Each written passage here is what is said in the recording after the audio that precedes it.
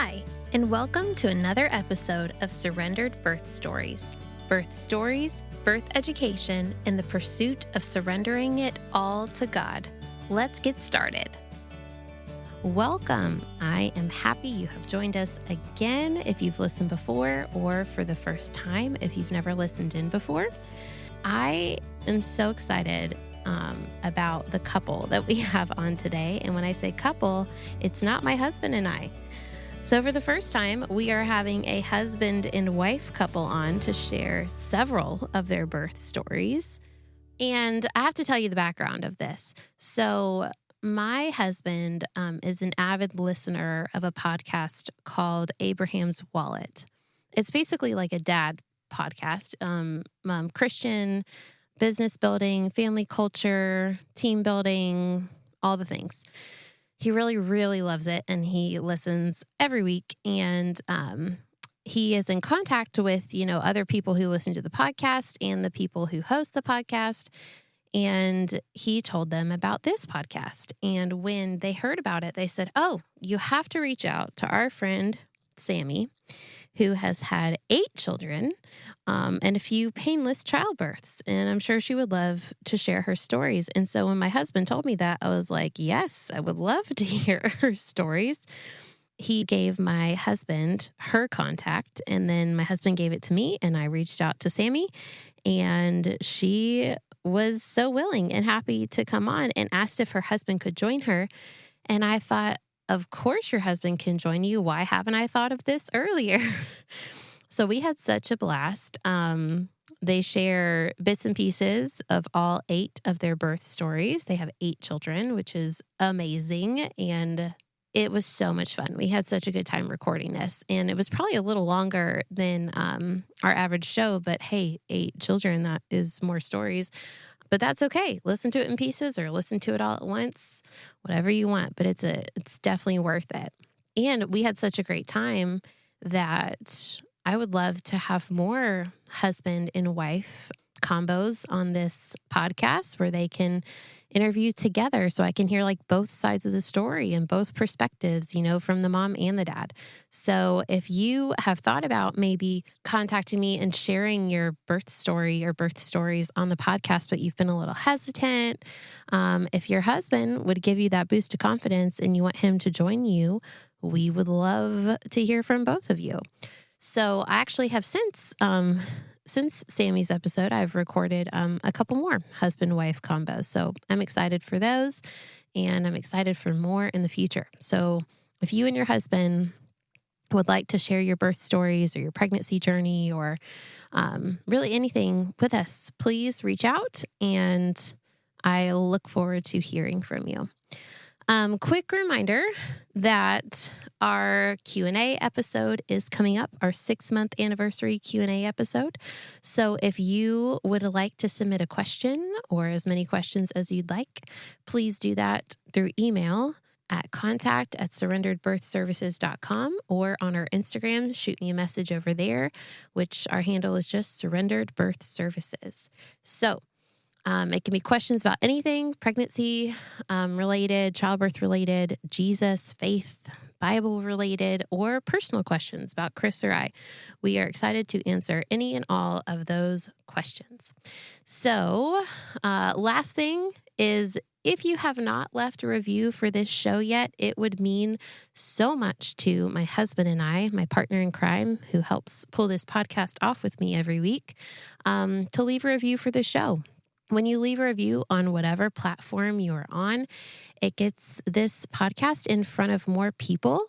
And then when more people see it, then more people can be inspired and spoken to, through the Lord. Like the Lord uses us as his vessels. And by you leaving a review, he will be using you to get this podcast in front of somebody else who may need to see it and hear it as they enter into their own pregnancy and childbirth and faith journey. So on that note, I am going to introduce today's episode with Sammy and Michael. So when Sammy and Michael first got married, they casually joked about having 10 kids and getting started right away. But 12 years and 8 kids later, it's nearly become a reality. I had so much fun chatting with this sweet couple and hearing not only their heart for children, birth, and raising a family, but how earnest they are about seeking Jesus every step of the way and leaning on Him in smooth seasons and in rough ones. Join us today and hear the lessons that they learned in each one of their 8 children's births.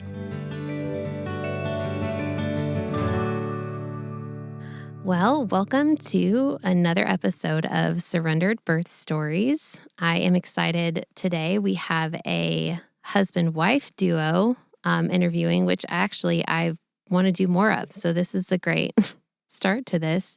Sammy, Michael, can you guys go ahead and introduce yourselves and just tell us a little bit about you, your lives? Just let us know who you are. Hi, I am Sammy Beausager, and I'm a 38-year-old stay-at-home mom with 8 children. We homeschool our oldest 4. Our 5th is in preschools, so I don't do anything there. And then our younger 3 are in diapers and take naps. So it's kind of my younger 3 are naughty. The younger 3 are, yeah, they're being trained. But yeah, so that's like what I'm doing day to day. My name is Michael Beausager. I'm married to Sammy. I am much younger, 36 years old. And yes, also a father of 8. And I run a construction company that specializes in framing custom homes. We've been married 12 years. We've been married 12 years. We live in Cincinnati, Ohio. Sammy's family's originally from Ecuador. I'm originally Canadian. So I got the boys in hockey. Sammy's got the girls doing martial arts. And yeah, raising them is a great challenge, but also brings us together. Yep. That's great. Oh, we've also been married 12 years. So when is your anniversary? September 3rd. Oh, we have you beat just by a couple months. We're June. Yeah, it was hot. It was hot that year. 2000. Yes, it was. We were actually, I don't know if you know this, you're in Cincinnati, Ohio. My husband and I grew up in Columbus, Ohio, and got married in Columbus and lived there.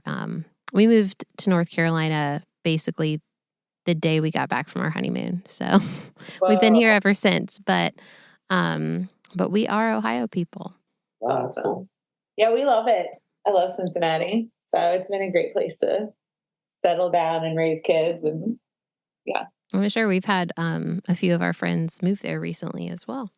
So you're familiar with Graders and all the yummy ice cream. Well acquainted with Graders. Yes, we know all about it. The children know about it. Our bank account knows about it. I bet.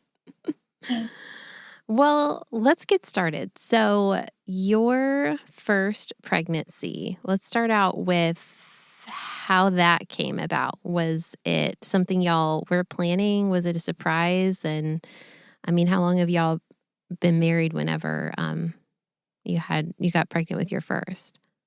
Okay, so just to tell the story from the perspective of, how it's affected my faith growing closer to Jesus. So I was a very new believer as a newlywed.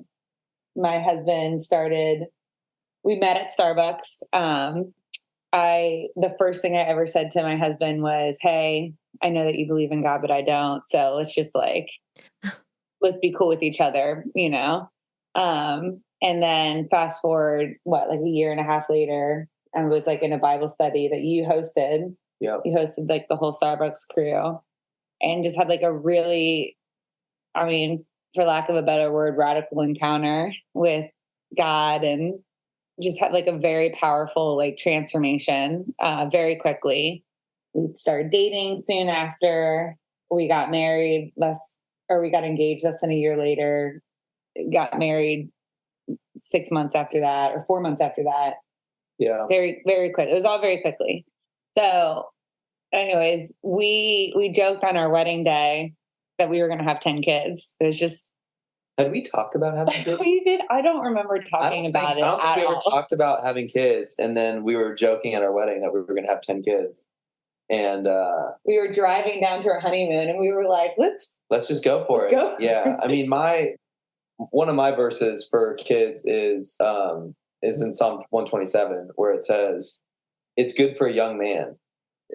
It says a young man to have sons. You know, they're an inheritance from the Lord, and they're like arrows in a quiver. I mean, I think we all know that, but it really, I remember reading that and saying it's good when you're young to have kids. And I mean, so I just was kind of like going into being married. I really, becoming a dad, becoming a husband, becoming a dad, and having a family was a life goal of mine. Like I hold those positions in really high regard. And so I remember after we had our second kid, I kind of like took a moment to celebrate, because it felt like this is it. We're doing it. Yeah. But yeah, so we were like, I don't think we ever had talked about how many kids we were going to have, but on our way to our honeymoon, we were like, we might as well just get started. And it took us about a year to get pregnant, and it was very, very sad being around her every once a month. Yeah. So it was very, very difficult. Yeah. Well, I mean, we didn't know anything. I mean, we knew how babies were made, and that is like it. We didn't know anything about like rhythms and like intimacy, or like it just like nothing. So we were just like, yeah. So that first year was difficult. It's never been an issue since. I think the Lord just kind of knew better than we did. And if I knew now, but anyway, so we got pregnant. So we've actually been like so fortunate. We've always been, from like the very beginning of our relationship, we've had like a great community of believers supporting us. So our ideas behind family and the amount of kids and like the children being a blessing, like we didn't come up with that on our own. Like we were being mentored by just, 3, 4, 5 different families at any given time. People telling us like the blessing that children were. And it was also true for like the way that you could bring children into the world. Like I had a lot of friends who had experienced home births or birth centers. And so it, like the moment we got pregnant, it was just an easy decision or it wasn't an easy decision, but I knew I had more than one option. And so I was able to go around. I interviewed a doctor. I interviewed a nurse practitioner. I interviewed a nurse practitioner that worked at a birth center. And I got to interview, I think one midwife, right? Probably, if we chose her. So it was really cool just knowing that I had options and like knowing that I had time to like, make a decision. And so from the beginning, I was like, I think I want a home birth. I had a friend who had a really good experience. And I said that kind of the way that we said we want to have 10 kids. I kind of said it blindly. Like I wasn't considering the pain. I wasn't considering like the lack of medicine. I was just like, I like being home. So I think I'd like to give birth at home. And then we interviewed a midwife. We had really good rapport with her. And then we just kind of like the journey started. Like I got books and I just read a lot. I mean, everything from what to expect to bringing up Bebe to supernatural childbirth. I just read a lot. I also was nannying for Stephen's daughter at the time. And so I had like firsthand experience changing diapers and sleep training and like playing with like a kid and balancing going grocery shopping between naps. And so it was just like this really beautiful combination of having time to do research, having like resources in our community, like people that I could talk to and experiences that I could glean off of. And then just having like a job where I was like, practicing what I was about to do. And so the pregnancy was like, I mean, it was just, I think, pretty easy. Right. Yeah. I mean, I didn't really have a lot of opinion on how and where to give birth. So yeah, you were like, whatever decision you want to make. I was kind of supporting you on it. Yeah. I think I thought, well, having a baby at home, that seems a little old fashioned. And I said, don't you think it'd be safer to have it in a hospital? And she said, well, they've been having babies at home for like hundreds and hundreds of years. So like since the beginning of time. Yeah. Yeah, right. And do you want to have the baby at home, or do you want to have the baby with all the sick people in the building? So I don't know. Took the Jim Gaffigan line. I just said, okay, well, let's give it a shot. And I think our attitude after that was we had really wonderful experiences, and if it's not broken, let's not fix it. Yeah. And you were like, I mean, that version makes it sound like you just kind of let me do my own thing. And you were very involved. Like you went to all the prenatal appointments with our midwife. And like, as I was learning, I feel like you were learning a lot too. Yeah. I just did whatever the midwife told me to do. Yes. Yes. Yeah. And she was, because when you're newlywed and you're having your first baby, you have no idea what's going on. Yeah. Yeah. I mean, or like, yeah. And you can prepare, but I mean, it's going to be a new experience. Yeah. For both parties. Yeah. So I did a lot of research. I did a lot of reading. And I think at the end of the day, it was like really super beneficial because I just felt like my body was created to do this. I have the knowledge of being able to do it. Like, and so there wasn't, other than like actually like experiencing it, like I was like knowledgeable of like what a contraction is on a physiological level, you know, like what happens when the water breaks on a physiological level. You like there wasn't mystery behind like what was happening inside my body by the end of the pregnancy. And that like really fueled my confidence of like knowing like I exercise, and a contraction is a lot like, you know, when I'm like doing, you know, the final set of like a squat and it's just like really hurting, but there's like benefit to it. Anyways, that's kind of what I likened it to. So yeah, and that really carried through the rest of like my pregnancies and birthing experiences, just like that initial like blast of research and like self-education. Yeah, it was just like a really sweet time and experience. And I'm like really grateful for that. And then her actual, so we have 8 children. We have 5 boys and 3 girls. Our first is a girl. And I didn't know I was in labor until what? It was so funny. First of all, I got into labor at 38 weeks, and I was expecting, in my head, I was like, I'm going to carry this child till I'm like 41 weeks. Like I just like prepared to go late, you know, because that's what I read. I had like all these charts up in like our quote birthing room, like where I was going to have her, like of just like, you know, pre-labor, like early labor, transition, like all the stages. I like poured through scripture and just like wrote all these like in like on these like big, huge Post-it notes, just like tons of Bible verses. Still got them. I still have them. Like, and I've set them up for multiple births, you know, just like the Lord, you know, like the Lord bringing you through, you know, like all like I just like went through everything I possibly could in the Bible, and was just, there was a lot of war scriptures about war and chariots and horses. Like those spoke to me. But so like I am set up. I'm prepared to go like till 41 weeks. I'm prepared to have like a 48-hour labor. So it's a Tuesday afternoon. We're at my parents' house at like around 3:00, and she's like kind of having contractions, and she's just kind of like, she was having them all day, but she thought they were Braxton Hicks. And well, looking back, I was having like bloody show. Like I was like, we just didn't know. I knew, but I was like, no, I'm only 38 weeks. Well, we had a small group that night right by my parents' house, and we lived like 20 minutes away. And I'm like, babe, just take a nap, suck it up. Like, I don't want to do all the driving. And my mom was like, you better take her home. And so she can rest. And I know, like, looking back, I was like bearing down. And well, we were both just kind of like. On the car ride, I mean, she's and like. you were going to go to small group?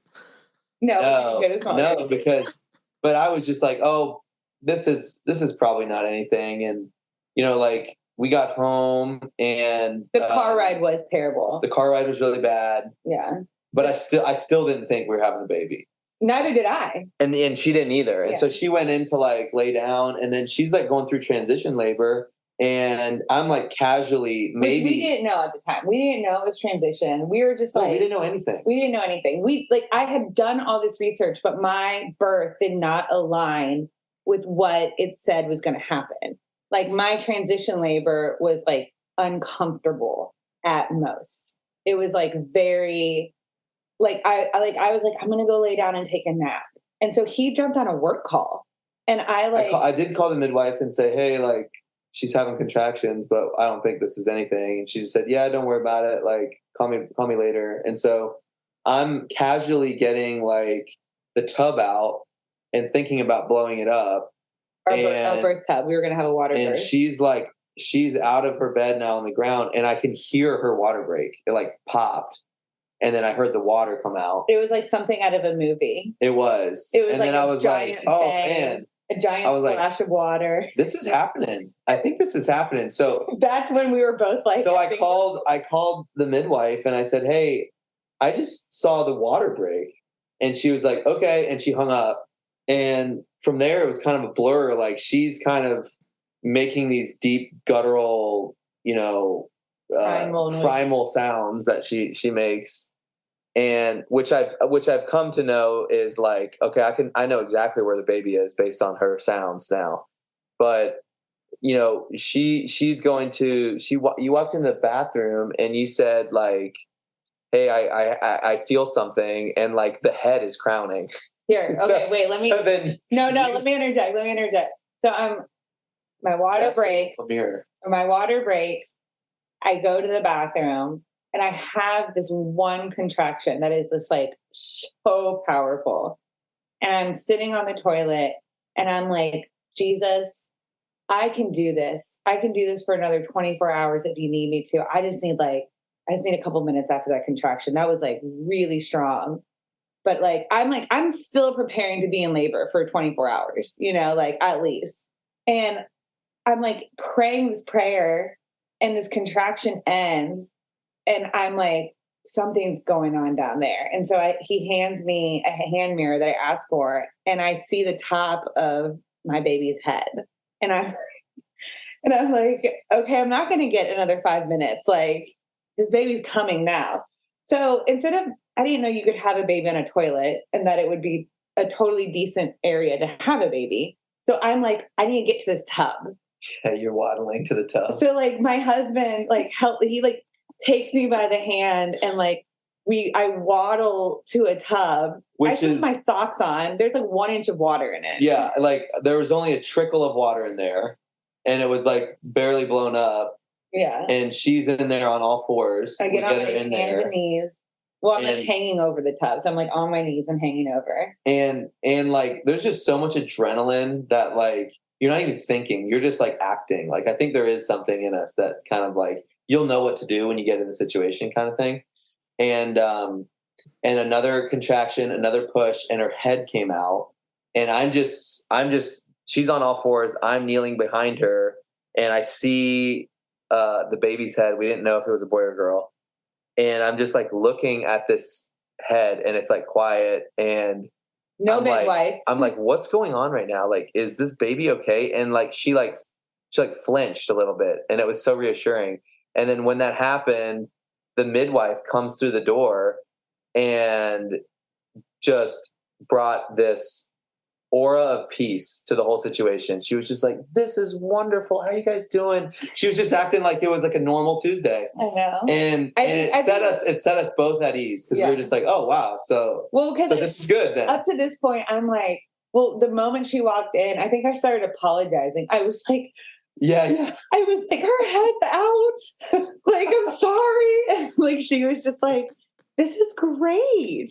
You're doing great. And then it was a moment where I was like, oh yeah, I'm doing great. Yeah. And then she came in, she checked if there was a cord around her neck. And then there was one more push, and I just stayed there and caught her. Yeah. And we found out it was a girl. Yep. And both moms missed it. Were supposed to be there. They missed it. Yeah, which sort of became a thing because the next baby we had, I called both the moms and said, hey, Sammy's in labor. And my mom just came straight to our house, and her mom took a shower and missed it. So yeah. Sammy got the reputation of having very fast births. Which they settled. Looking back, Tilly, our oldest, her labor was actually technically 24 hours. Like I was having like bloody show and contractions overnight the night before. I just didn't realize it. Like, right. Yeah. And like I was having contractions throughout the day, and I just didn't realize it. Which I know isn't typical, but I mean, it was incredible. It was so much fun. Like it was awesome. So, and the whole first baby was just like really set us up for wanting to have a big family. And it also there was a lot to that I had to work through in the years to come, because she nursed well.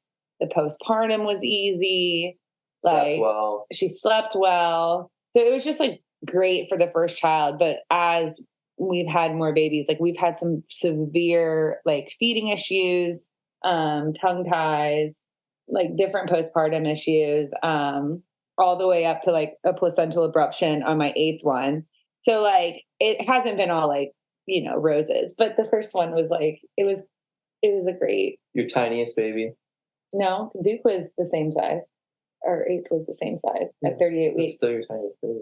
She was so little. So that was our first, and it was really sweet.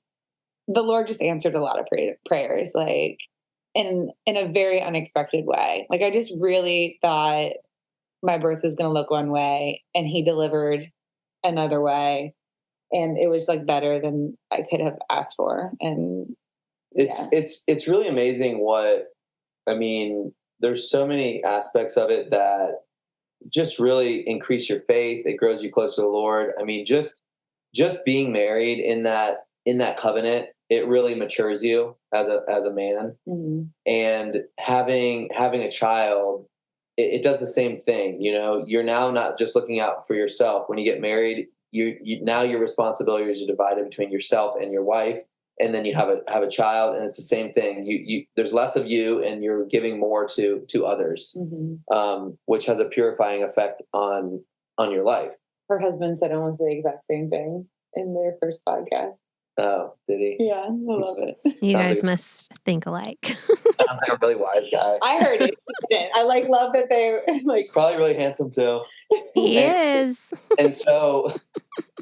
Another thing is just the physical aspect of it, the way that God has designed our bodies and the way that He knits a baby together in the mother's womb is just unbelievable. It's just so miraculous. It's just so incredible to go through that experience.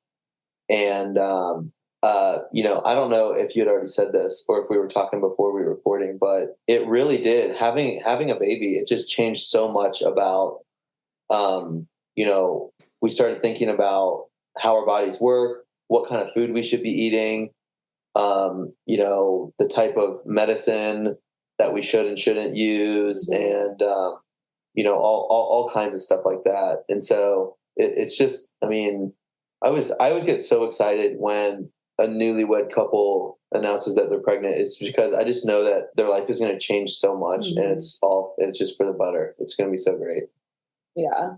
So I'll continue on. So we had Tilly. It was great. And then I think 3.5 months we thought it was going to be a boy, and we had a boy name picked out. So it took us 3 days to name her. Yeah. It took us a long time to name her. Yeah. But the postpartum was nothing really to talk about. And then we also thought that you couldn't get pregnant if you're breastfeeding, which. Yeah. Because 3.5 months later, we got pregnant with our son. And so we disproved the whole breastfeeding as birth control. Yeah. So how did you find out you were pregnant with him, since you didn't think you could get pregnant? Did you find out later on then, like later on in the pregnancy? No, I am addicted to taking pregnancy tests. I buy them in bulk on Amazon. You can buy 25 for $7.99, and I will run through packs of them. I mean, it is a bit of an addiction. So, so I don't know. I don't know why I took a pregnancy test, but it was positive, and I remember just being like so delighted, and yeah, we did find out the sex on this one. There's like a little clinic that you can pay $100 and get a scan done. Yeah. And I do remember finding out that the second one was a boy was a big moment for me. I mean, I think all guys, I mean, not all guys, but a lot of guys are, they want to have a son, to pass their name to. And yeah, it was a really special moment. It was really sweet. Like, I think because like we've had so many, it's like easy to kind of like gloss over and not tell details, but like the pregnancy with my son was like really sweet. It was like simple. Like his birth was like, I forget what the medical terminology is, but it was under 2 hours. Precipitous birth. Yeah, thank you. A precipitous birth. I mean, he came like a lightning bolt, and which is very telling of his personality. He is like, he gets it done. He is power. He is lightning. Like it. Yeah. So. Well, and he was a third bigger than Tilly. Yeah. So having a baby 14 months later, but having it be a third bigger. Yeah. Wait, how big was Tilly? Tilly was 6'7" and Ozzy was 8'8".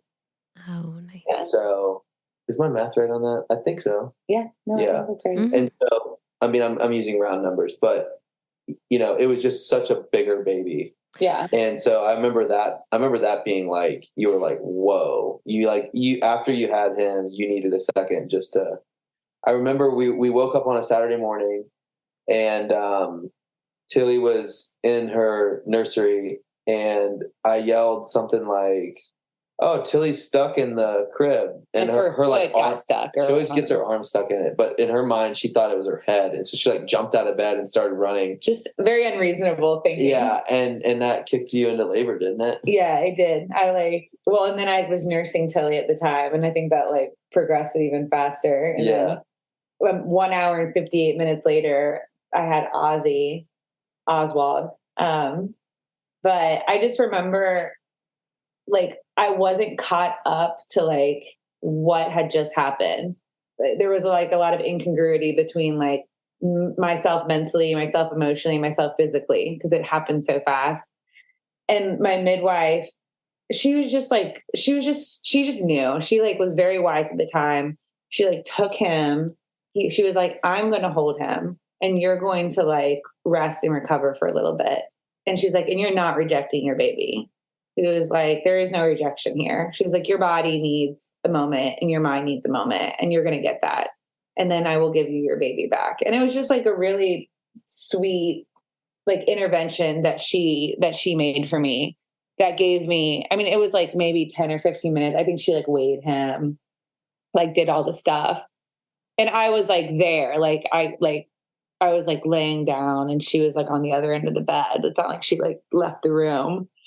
But it was just like a really sweet moment of like I can't do everything. Like I can't like do skin to skin and nurse him in this state. And she like read that, and she like gave me like a couple minutes, and then it was like a really good recovery like the rest of the day. Yeah, because I was still like breathing heavily. I mean, it was, and everyone's like, "Oh, I wish my labors were that short." And I'm like, "No, I don't know, not that short." But even through that, like the Lord was just like really good. Like I didn't tear. Like there wasn't any trauma to Ozzy physically. Like it was just like, it was like a really, really good birth, even though it was fast. And he I think looking back, had a tongue tie, but because Ozzy is who he is, he's like the hardest worker in the room. Like he just, I think, powered through it like his entire nursing career. And yeah, so he's a workhorse. He really is.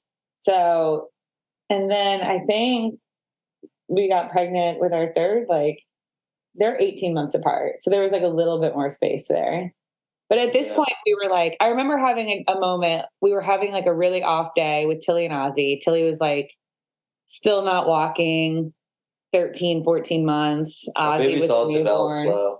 Just whatever. Yeah, they none of them walked. None of them. Like, I think the fastest one of our babies walked was like Ozzy at like 16 months. 16 months. Yeah. Hey, that's like us. Our fastest walker was 16 months, and it was our second, who's our boy, who's our super lightning fast child. Yeah. So, yeah, our girl didn't walk till 22 months. Our first. So we're in that club with you. We get it. Oh yeah. I have like a crawling baby, a newborn baby. I remember we went to, for some reason we were like, let's get out of the house. Let's go to Starbucks. And it was just like a terrible experience. Like everybody was crying the whole time. And we like get back home and I like looked at Michael and I was like, do you think we're going to have more kids? This is like crazy. And he was like, oh yeah, I think we'll have more. Well, there was a moment you were sick with Tilly during the pregnancy. Yeah. And you're like, I can't have any more babies after this. Yeah. I had like, we say you can't, I mean, you say stuff in it and you can't quit on a bad day. Exactly. That's what my dad always says. Can't quit on a bad day. Can't quit on a bad day. Yeah. Our, one of our pastors at our church always says, don't make a permanent decision based on a temporary feeling. It's wisdom. Yeah, that's really good. Yeah. But I remember that moment because your response was so confident and you were like, oh, we're having a bad day. Of course we're gonna have more kids. And I was like, oh, okay, yeah, I can. Roxy's birth was beautiful. Is she your third? She was our third. It was in the evening and it was just like quiet. I remember it like, and it was my first 5-hour labor, which all my other labors from there on out are like 5 hours to like, I mean, the minute. It's crazy. And it was just like, I got to take a shower.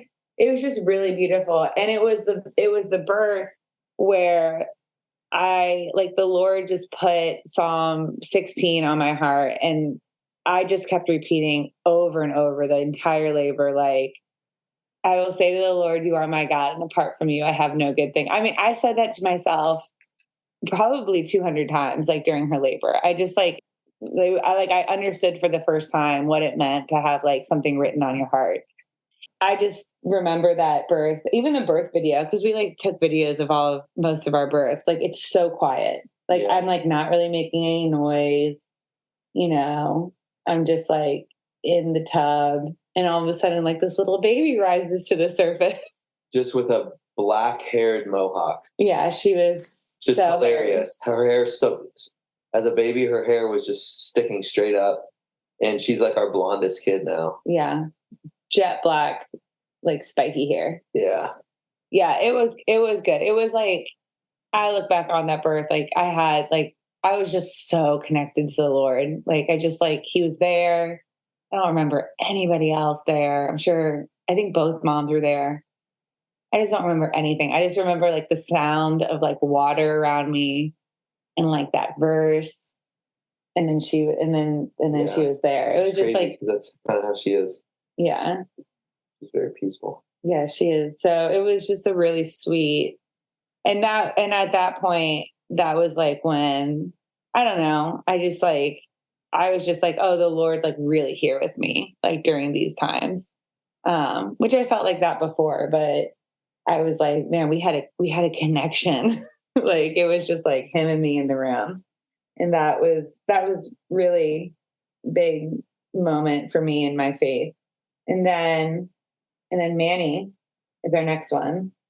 And then at this point, we're just trying to have as many babies as quickly as possible. We're like, at this point, that was our whole MO since day one. Yeah, but we were really in the groove at that point. We were like, I was sleep training, like nursing was going well. I was like, my recoveries were going really well. Like we knew that we could get pregnant pretty quickly. And we were just like, let's have as many babies as possible in the shortest amount of time. Like we were both like, let's go time. And so, yeah. And we had Tilly in our first house, which is a little duplex across the river in Kentucky. And then Ozzy, and then we moved to a town called Madisonville in a little starter house. And we had Ozzy there. We had Ozzy, Roxy, and Manny there. And then the next 4 we had in our current house. Yeah. And then the last one we had at the hospital. But I remember what stuck out to me about Manny's birth was I had caught all the babies, and we didn't know if it was a boy or a girl. So at this point, we had 2 girls and a boy. And I caught Manny and pulled him up out of the tub and realized that he was a boy. And I just felt the Lord say to me, I've brought a brother for Ozzy. I don't know, it just like overwhelmed me emotionally. And I was like bawling in the tub. You were probably like, what are you doing, man? No, it was really so sweet. It was very sweet.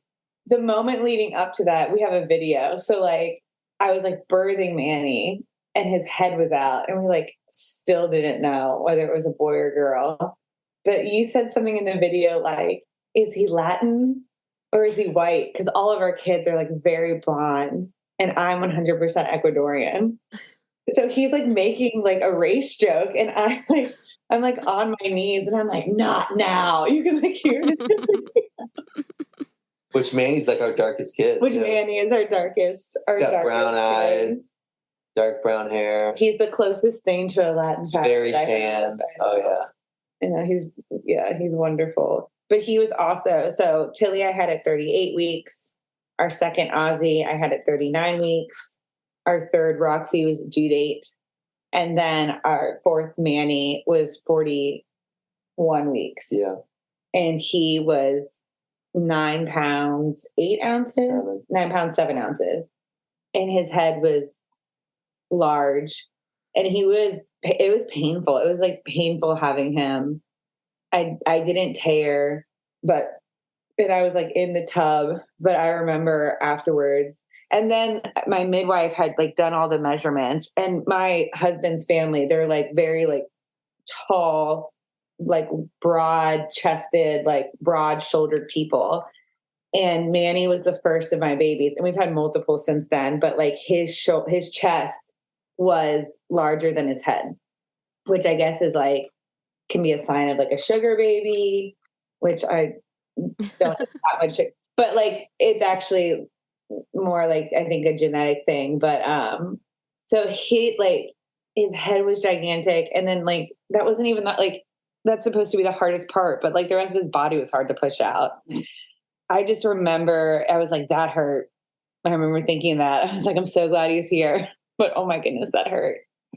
Manny was also the first one who had a really severe tongue tie, and we were able to get like a revision, get him like released like right away, and he was able to nurse right away. And so like that was like our first experience entering into like the world of oral revisions, tongue tie, nursing difficulties, which would later, I mean, it just has progressively become more and more of like part of our story. But he was the first one that we got a revision.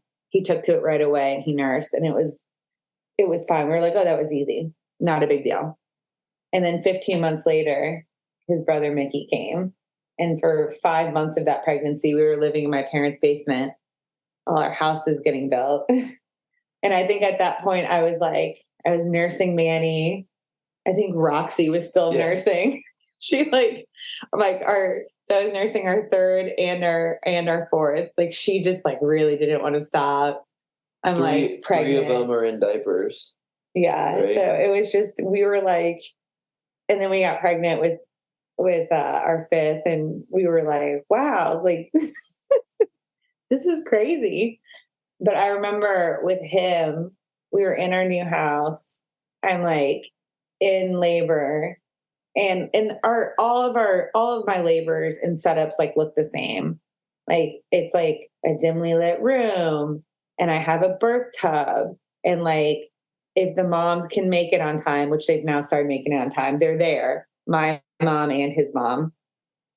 Yeah. And sometimes there's a photographer. The kids are there. Our fifth one, they started coming. Were they there for Manny's? No. Okay. So Mickey was the first one where the kids were there. Tilly and Ozzy and Roxy, our older three, were there for Mickey's birth, which is like, was really, really sweet. Like, it was just, I like love having my kids at the birth. We do not have docile children. Like, our children are loud, they're rambunctious, they're like full of energy, but they knew, like, they just knew when I was in labor. They were just watching, and they were praying, and they weren't worried. Like, we had shown them my birth videos. Like, they knew the sounds I was going to make.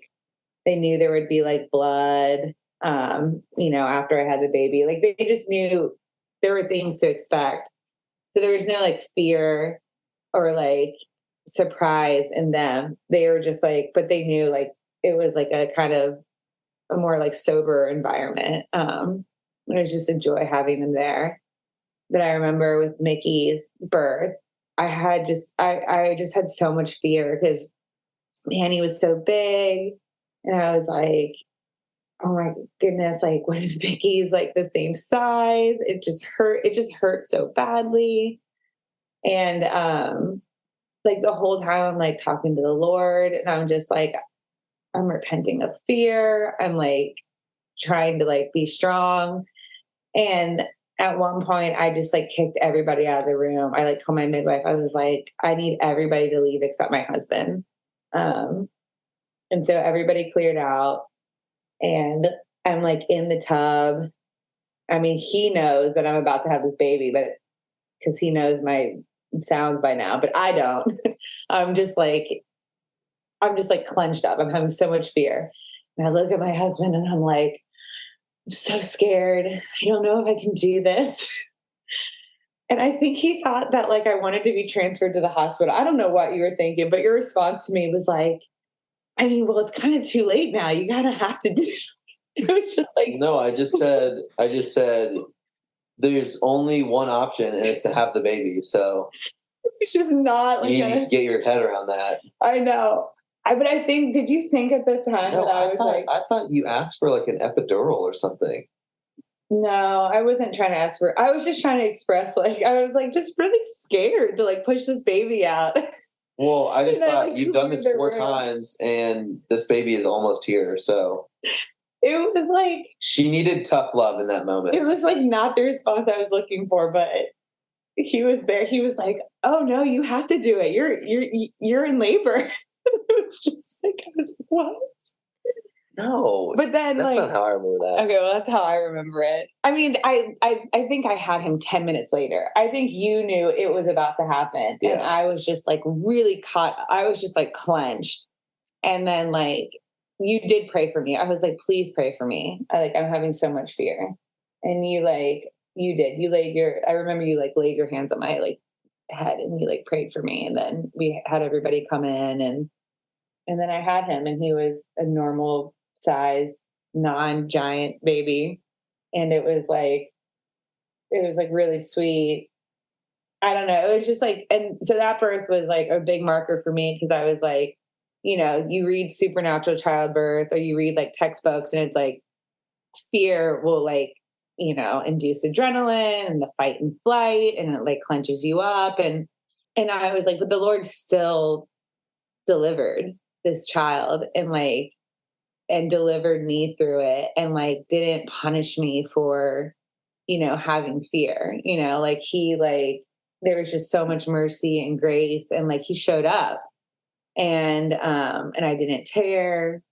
Like, I didn't have to be transferred to a hospital. I didn't have a giant baby. There was just like, it was just like really, he just like really took care of me, like in a very fatherly way through that birth.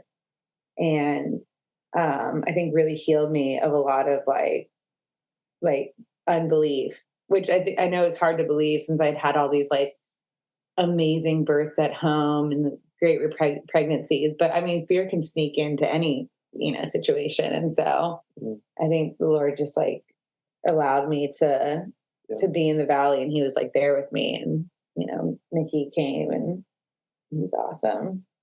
Were you afraid he was going to be as big as Manny because of how far along you were when you had him? Since, didn't you say Manny came at 41 weeks? Manny came at 41 weeks. Mickey was a day after, or 3 days after his due date. So he wasn't 41 weeks. I think I was just like, your babies get bigger at The like longer they're in there. I was just preparing for like progressively larger babies. Yeah. And so he wasn't a bigger baby. I mean, I was, again, I'm like going through like a nutritional journey as well as like a mothering journey. Like, so at this point, our diet's cleaning up. We're like eating less processed food, less sugar, like, between like Tilly and Mickey. So like I'm doing things on my end to make my like births and my pregnancies, healthier.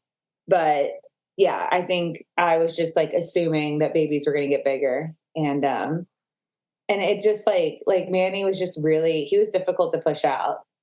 Like I pushed him out in like 2 or 3 pushes. It wasn't like, I think from like an outside looking in, you're like, oh, it wasn't that bad. But I remember being in that tub and being like, oh my goodness, this is so painful. Actually, all of your births were 1 push and the head came out, and then 2nd push, the body came out. The body comes out, except for Duke. Duke was 1. Duke was 1 push. So yeah, so Mickey's birth, like, it was just that was our 5th. That was our 5th. And then he also had a tongue tie that was revised, or maybe he didn't. I didn't have any nursing problems with Mickey. Mickey is the loudest kid of any child I've ever met. So he had nothing wrong with his tongue, I don't think. Yeah, you're right. He's always flapping it. I love him. We actually named him after my dad, whose name is also Michael, who fed us for 5 months straight while we were living with them in their basement. So, and then, yeah, we're still chugging along. We're like, let's keep going. We got some kids starting school at this point. We moved in next door to friends who also they have 7 kids. I think they had 5 at the time too. We were just like, okay, we're halfway. Like halfway to 10. Keep going.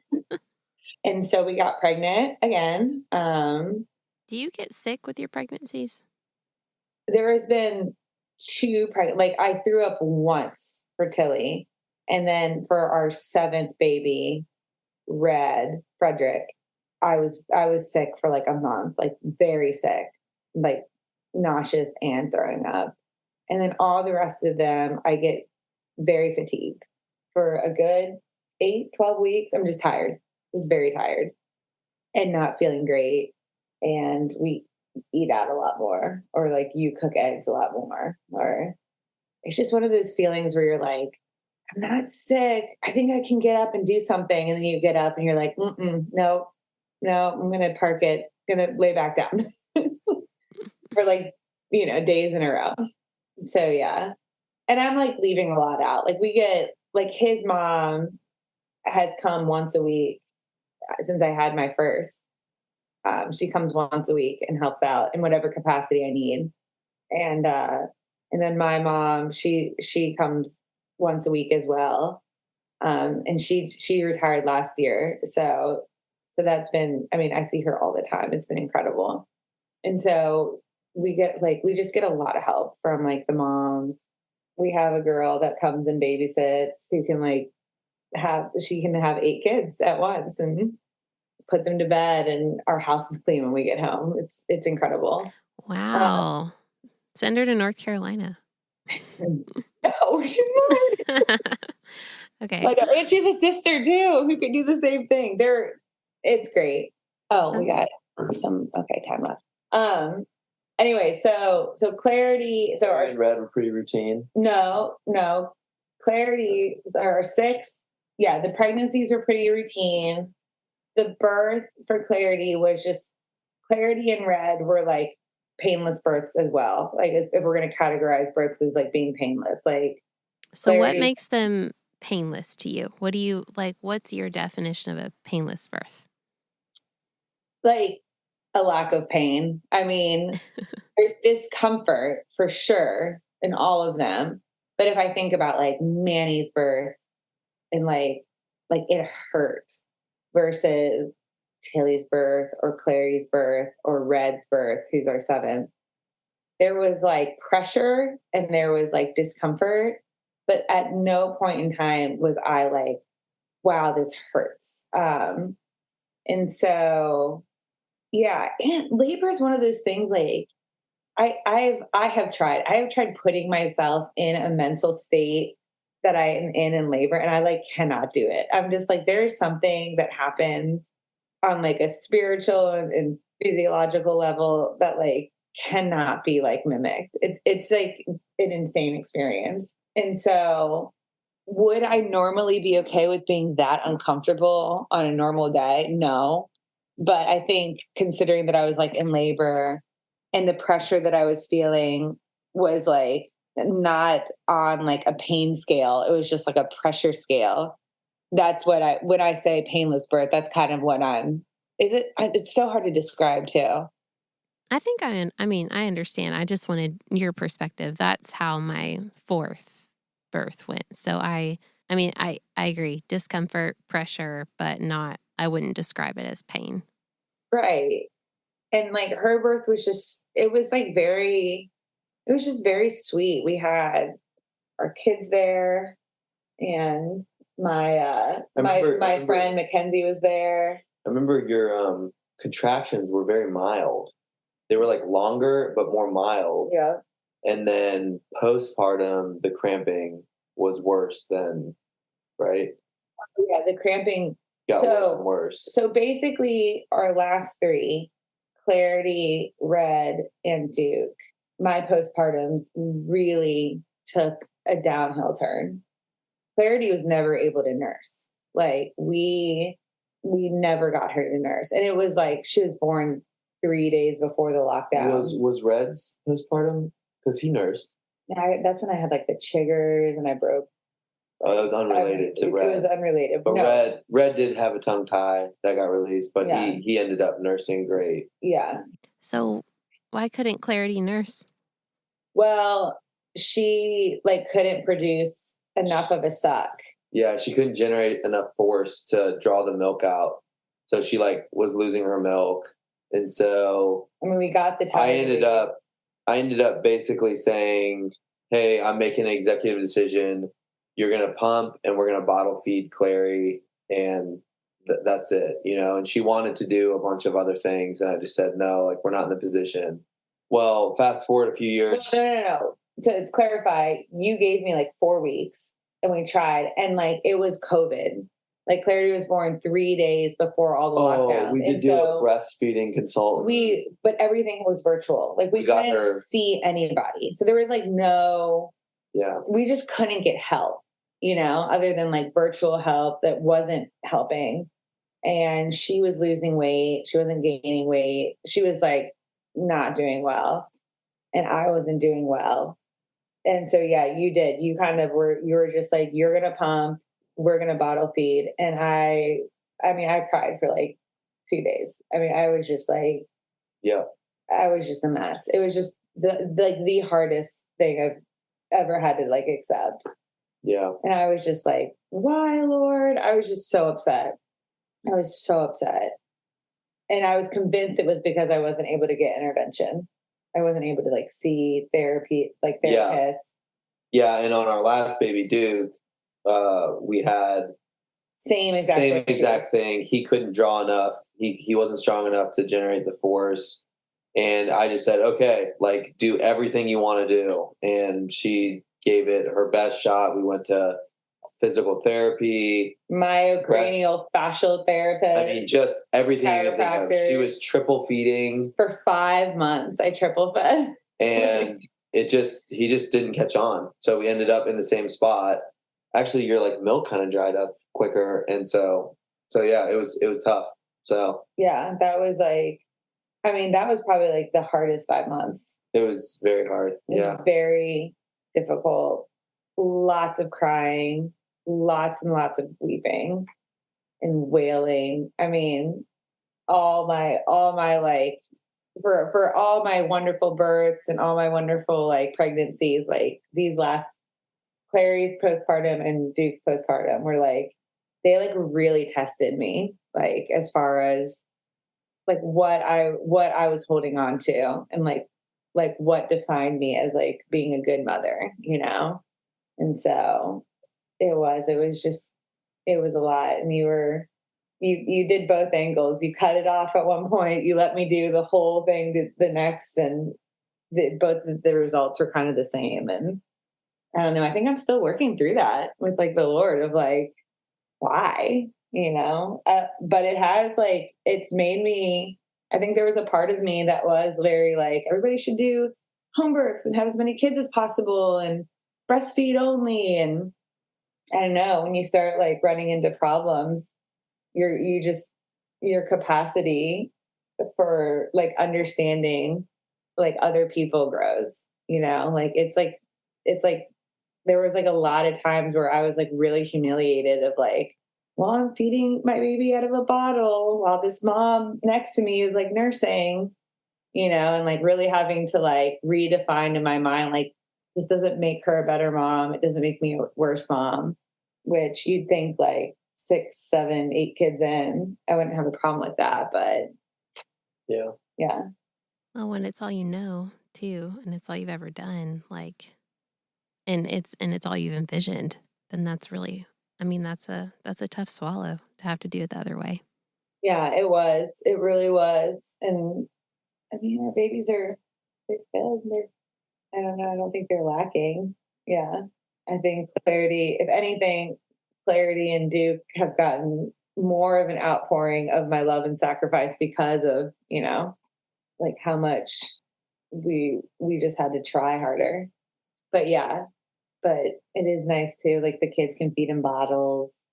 There's a sweetness to it. It's not all bad. Yeah, it gets the other kids involved. It does get the other kids involved. Instead of like my babies like pretending to nurse their baby dolls, they like grab pump bottles and pretend to like pump. It's really cute. That's super cute. So Clarity and Red, their births were smooth, painless, and kind of like typical of your other previous births. Yes. Yeah. I mean, give or take.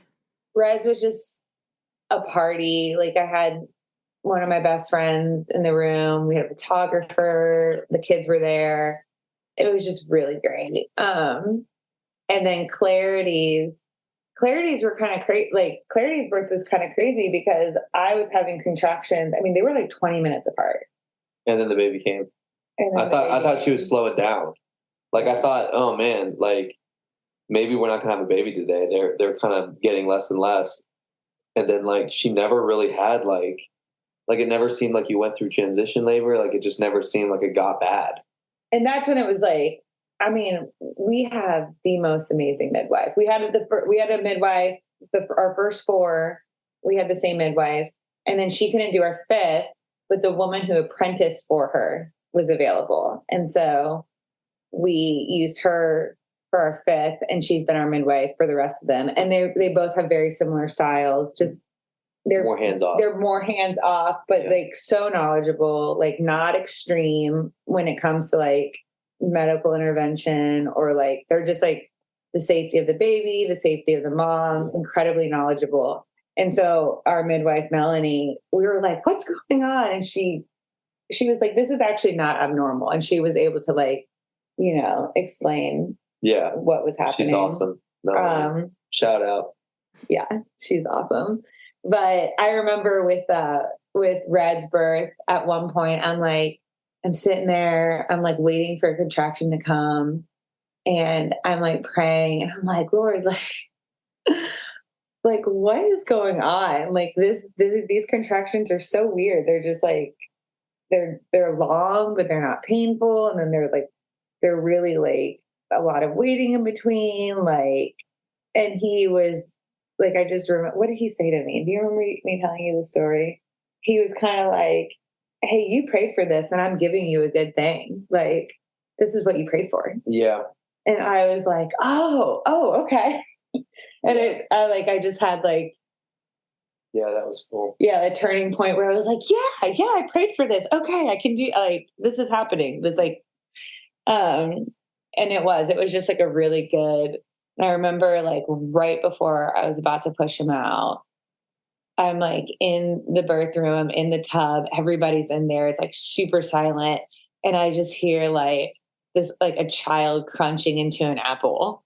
Like one of my kids was in the room, like eating like a Honey Crisp, like the crunchiest apple I've ever heard in my life.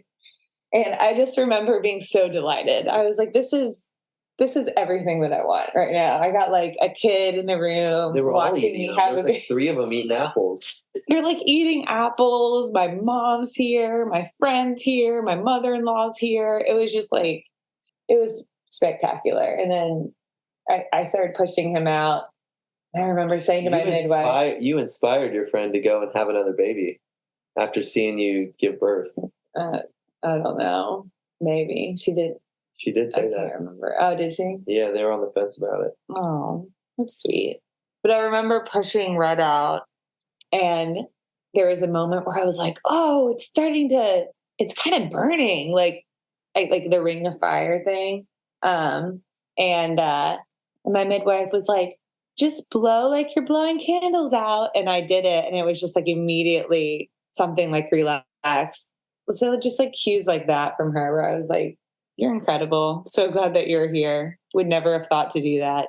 And that was fine. So I had like that small moment where maybe it was painful, but I just blew some birthday candles out and then he was there.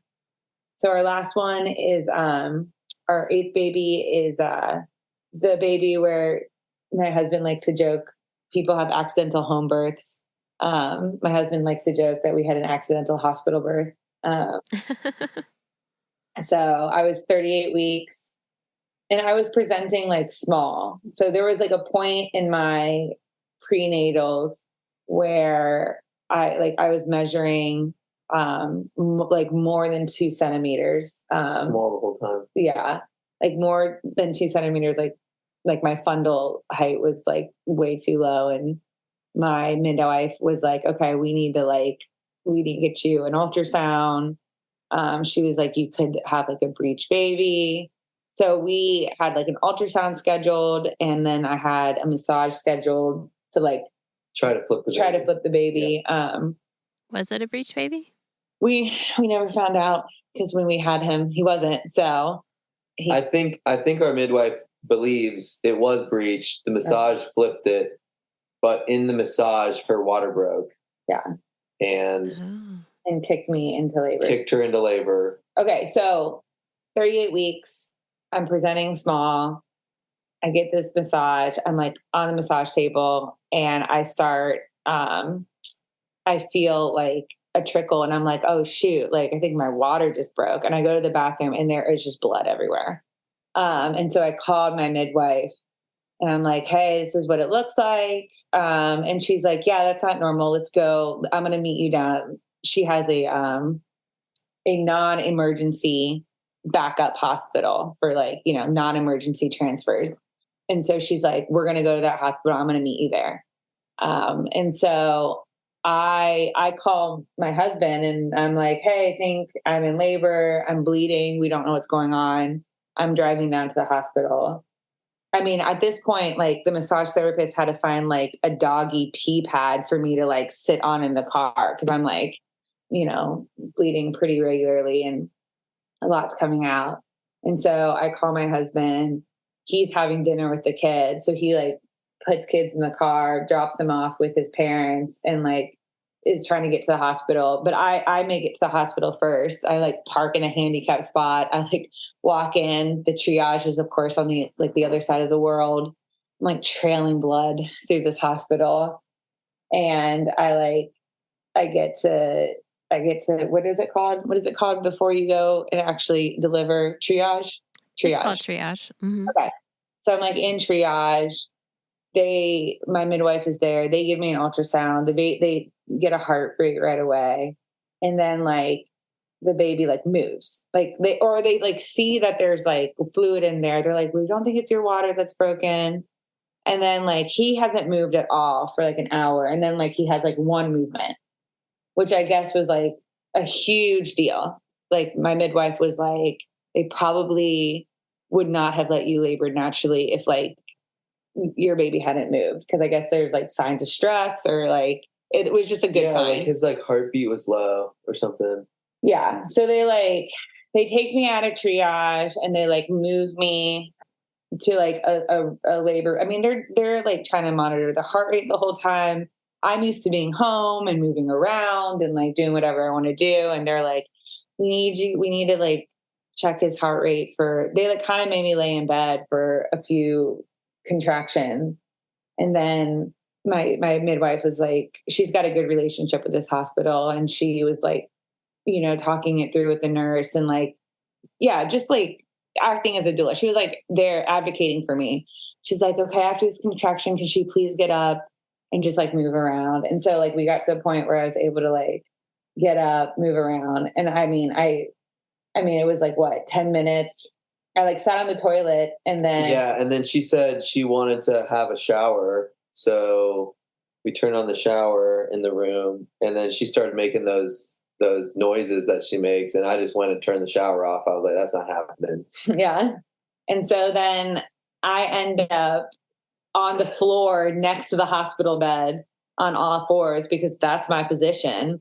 And ain't nobody getting me out of that position. And the doctor who delivered the baby, because she said, hey, do you want to catch this one?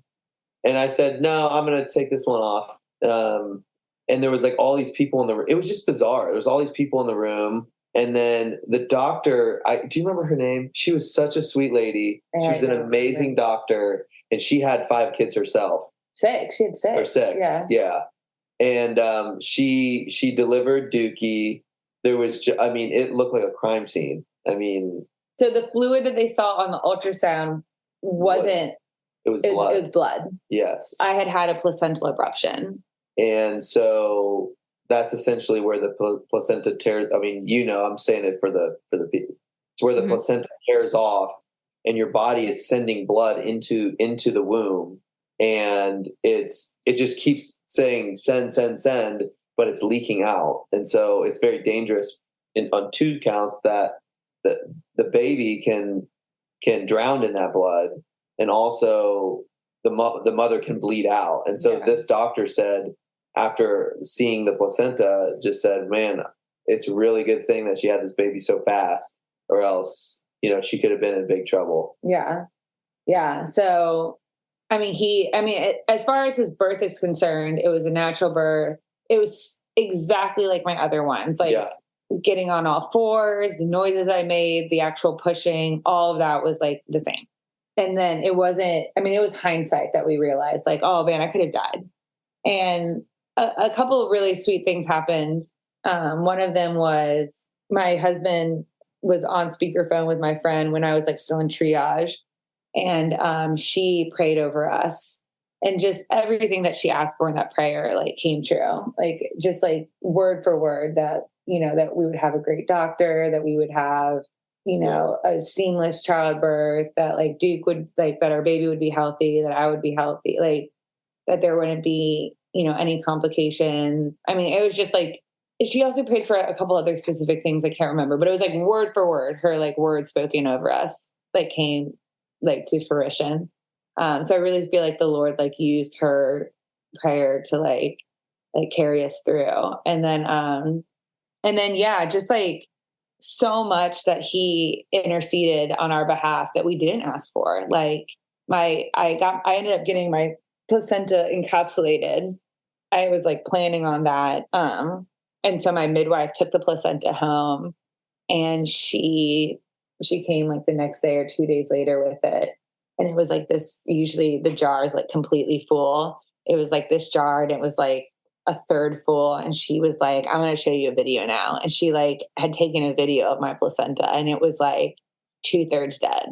It was just like, she was like, this is all, if you think of like meat and gristle. Like it was just like, I know this is very graphic, but it was like, no, there was almost like no like good red, like healthy placenta. It was just like very like gristly and like dead parts. There was like just so many dead spots. Which is probably what caused the abruption. Yeah. And she kind of said like, hey, like this is not a placenta that would have carried a baby to term.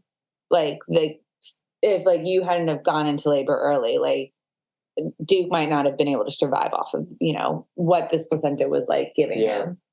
So just so many things happened. Like the fact that he was okay and that we did go into labor early and that, I lost, I think 1,500 cc's of blood. It was 1/3 of your body's blood you which lost. I think is like triple what an average woman loses during pregnancy or birth. And I like didn't have to get a blood transfusion.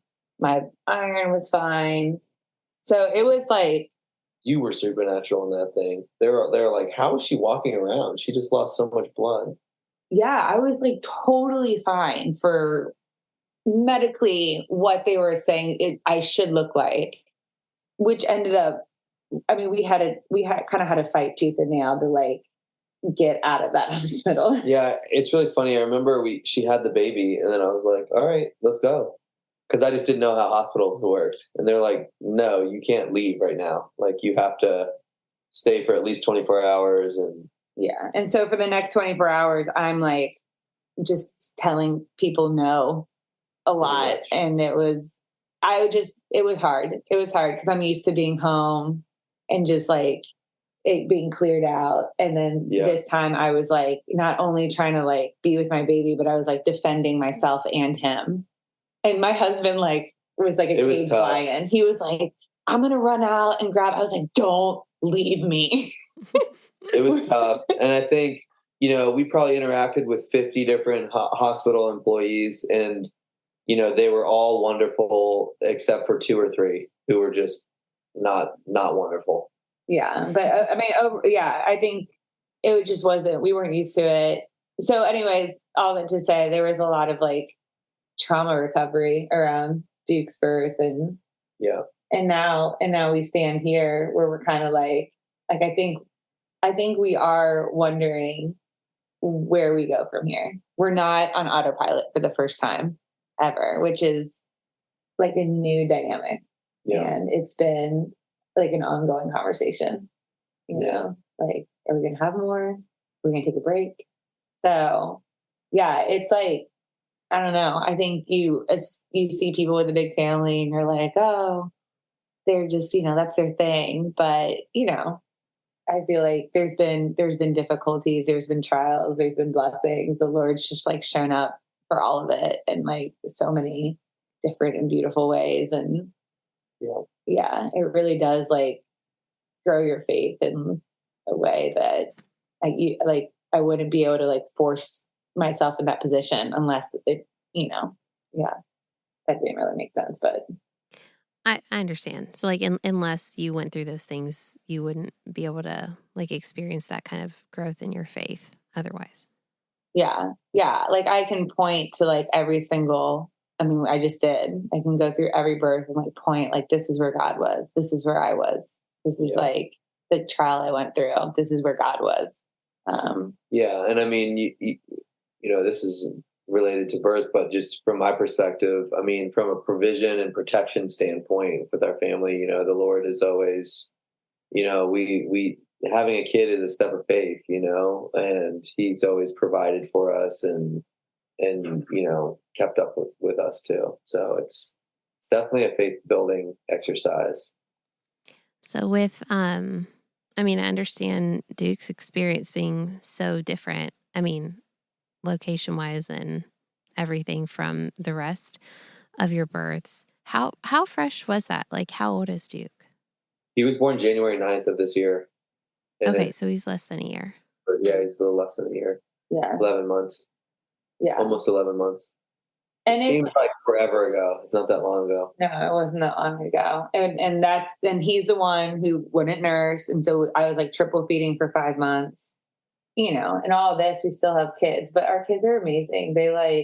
That's the thing is with a big family is when the hardest time was when we had Manny. Our oldest was 3 and we had four kids and 3 of them were in diapers.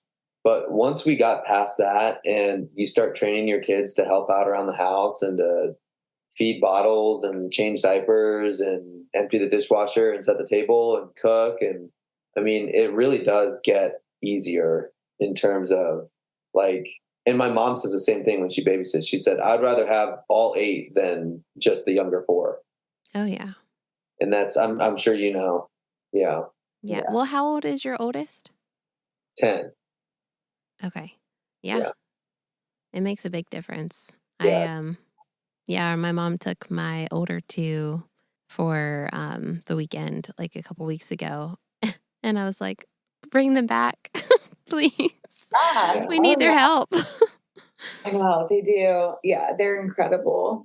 And so there is there's even just that sweetness of this. This was the hardest 5 months of my parenting life as far as Duke was concerned, but some of the most rewarding months as far as my other children are concerned. Cause our second daughter, our third born, really rose up and just really owned giving him bottles. He was so bad at eating. He couldn't even he could barely take a bottle. And she just really took it on herself to be good at it. She was the only one who could do it.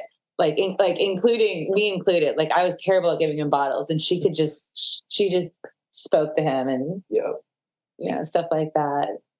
That's really sweet. So is this the longest y'all have gone without getting pregnant again since having a baby? Between Mickey and Clarity, we had a miscarriage, a very early miscarriage. Which looking back, we were like, was that an evaporation line? We don't even know. Yeah, it might not have been a miscarriage. It might have been a false positive on the test. Or an evaporation line. But anyways, we were talking about that earlier. Well, yeah, we'll find out. I think we'll find out in heaven. Are they 20 or 21 months apart? So they're 20 months apart. So because of that miscarriage, they're the farthest apart. And so we've never hit a year. So once Duke turns a year, it'll be the longest that we've ever gone. Mm-hmm. Which I think at least at this point, we're definitely going to try to hit that year mark and give me a bit more recovery. Yeah. Another reality of large families is, I remember taking both the grandparents out to a really nice restaurant and having the chef bring out cookies that were baby shaped. And that's how we kind of told them, hey, you're, becoming grandparents. And, the reveal every time got less and less. And, the last one, I don't know, we might have sent a text message or something. Mm-hmm. So there's kind of a lot of Duke's birth, and we're also getting a little older. I would say my parents want us to be done. Her parents are maybe could go either way. So there's sort of, we're kind of in new territory where we're trying to honor our parents as the Lord tells us to, but also just seek his face on what he wants us to do moving forward. Yeah. There's still a strong desire in me to have more and kind of figuring what that means. Yeah. Yeah. Well, I really appreciate you guys coming on, sharing your stories. I know this is my passion, but I was on the edge of my seat listening to each and every one. It was beautiful, and just hearing your heart and your faith through it all. I really, really enjoyed it. Yeah, thank you. Thank you so much. This was really fun. Yeah, it was really fun to go through them all again. Yeah. We haven't done that in a long time. Thanks again for joining us today. Be sure not to miss an episode by hitting subscribe. Also, we'd love for you to leave a review of the show so that more people like you can hear more stories like these. If you're local to the Triad of North Carolina and seeking childbirth classes, birth consultations, or a birth doula, please click on the link in the show notes to take you to our website for more information. Just as a reminder, this show is not giving medical advice, so please continue to see your personal care provider as needs arise. Also, if you would like to be a guest on the Surrendered Birth Stories podcast, please click the link in the episode show notes to get in touch with me.